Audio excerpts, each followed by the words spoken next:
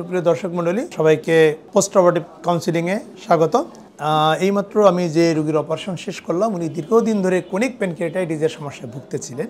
যেটি ছিল যে প্যানক্রিয়াসের নালীটা সাধারণত 2 মিলিমিটার থাকার কথা, সেটি 8 মিলিমিটার হয়ে গেছে এবং প্যানক্রিয়াসের হেড, নেক, বডি, টেইল অর্থাৎ প্রত্যেকটা জায়গায় পাথর হয়ে গেছে। আমরা যদি একটু দেখাতে চাই এখান থেকে, তাহলে আপনারা আরো ভালো বুঝবেন। এই যে অর্গানটা, এটাই হলো প্যানক্রিয়াস। এটা পেটের উপরিভাগে পিছনের দিকে অর্থাৎ সামনের থাকে পাকস্থলী, পাকস্থলীর পিছনের দিকে এই পাতার মতো এই অর্গানটা থাকে। যখন ক্রনিক প্যানক্রিয়াটাইটিস হয় তখন যেটি হয়, কিছুদিন পর পর প্যানক্রিয়াস একটা ইনফ্লামেশন হয় এবং পেইন হয়। ফলশ্রুতিতে বারবার এই ইনফেকশনের ফলে প্যানক্রিয়াসের যে মাংস এইগুলো চওড়ায় কমতে থাকে, অর্থাৎ প্যানক্রিয়াসটা শুকিয়ে যায়। উল্টো দিকে প্যানক্রিয়াস যে প্রতিদিন 1 লিটারের মতো হজমি রস তৈরি করে, সেই রসটা প্যানক্রিয়াসের নালী হয়ে খাদ্যনালীতে আসে। এই নালীটা আস্তে আস্তে মোটা হতে থাকে। সাধারণত একজন রোগীর প্যানক্রিয়াসের নালী 2 মিলিমিটার, কত 2। আজকে যে আপনার রোগীর অপারেশন করলাম, ওনার এই প্যানক্রিয়াসের নালীটা 8 মিলিমিটার হয়ে গেছে এবং সেখানে দেখা গেছে এখানে পাথর আছে, আবার টেইল রিজনেও পাথর আছে, আবার এখানেও পাথর ছিল।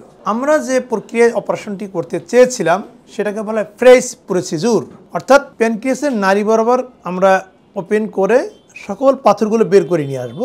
নিয়ে এসে এই প্যানক্রিয়াসের নালীর সাথে পেটের ভিতরে অনেক বড় খাদ্যনালী আছে, তার একটি অংশ নিয়ে এখানে জোড়া লাগাই দেবো। তাহলে ভবিষ্যতে প্যানক্রিয়াসের রসটা সরাসরি খাদ্যনালীতে যাবে এবং যদি কোনো স্টোন তৈরি হয়ও সেটি প্যানক্রিয়াস থেকে খাদ্যনালীতে চলে যাবে। আমরা পেটের ভিতরে ঢোকার পরে প্যানক্রিয়াসের নালীর এই থেকে শুরু করে এই পর্যন্ত কেটেছি, ঠিক আছে? এইটুকু কাটার পরে সকল পাথর বের করেছি, কিন্তু এই যে টেইল রিজিয়নটু, এইখানকার পাথরগুলো বের করা যাচ্ছিল না। তখন দেখলাম যদি এই পাথরগুলো ওর থাকে তাহলে ওর আবার সমস্যা তৈরি হবে, আবার পেইন হবে। তখন আমরা কি করলাম, এই প্যানক্রিয়াসের টেইল এখান থেকে এটুকু আমরা ফেলে দিয়েছি। এটাকে বলে ডিস্টাল প্যানক্রিয়াটেক্টমি। তাহলে আমরা এখানে প্যানক্রিয়াসের কয়টা সার্জারি করলাম?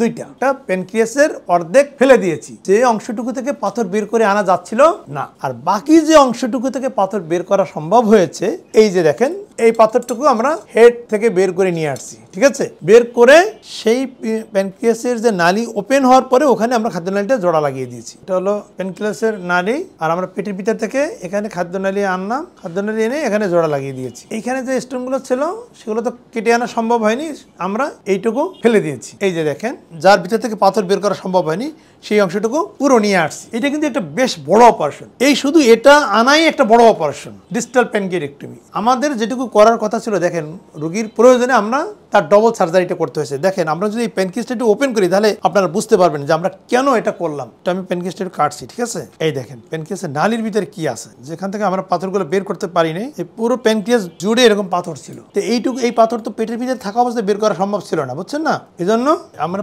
বাইরে বের করে আনছি, তাও কাটা সম্ভব না। অথচ দেখেন পাথর দিয়ে আবার ভরা এর ভিতরে, কিন্তু এটা আসলে বের করা কঠিন। এই পাথরগুলো যদি থেকে যেত তাহলে কি হইতো? এই জন্য আমরা এইটুকু নিয়ে আসলাম। এ বাদেও আমরা পিত্তথলিটাও ফেলে দিয়েছি।